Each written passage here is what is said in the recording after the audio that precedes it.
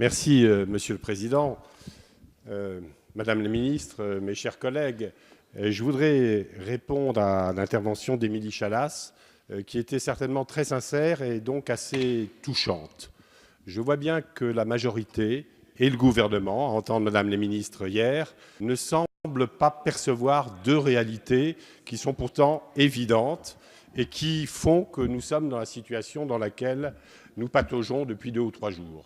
Il y a deux faits majeurs que la majorité et le gouvernement ne veulent pas voir. Ce n'est pas une affaire personnelle, c'est une affaire d'État. On est au cœur de l'Élysée, au cœur du ministère de l'Intérieur. On voit que les dysfonctionnements sont majeurs.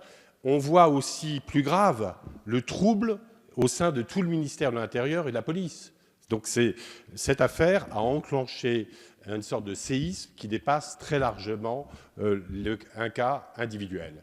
Dans cette situation, évidemment que le débat constitutionnel est surréaliste. Il s'agit d'obtenir 3/5 des voix pour modifier la Constitution. On est dans un climat qui ne le permet absolument pas. Donc vous refusez de voir cela, et j'avoue que ça me perturbe un peu, tellement ce devrait être évident. Et donc j'ai essayé de réfléchir un petit peu à pourquoi vous ne le voyez pas.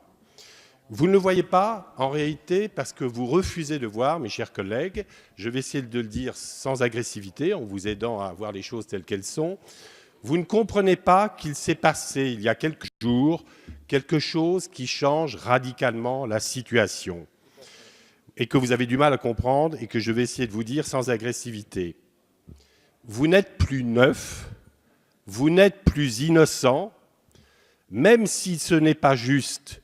Vous êtes personnellement engagé dans une galère qui vous dépasse. Bienvenue dans l'ancien monde. L'ancien monde n'est pas, comme vous le croyez, le monde des méchants. C'est tout simplement la réalité. Et ce n'est pas en vous accrochant aux falaises du nouveau monde que vous parviendrez à changer cette réalité, mais en l'affrontant. Pour cela, il vous faut quitter le confort des sermons creux et des cours d'économie pour les nuls. Vous devez ouvrir les yeux et accepter de faire ce qu'on appelait autrefois de la politique. Bon courage.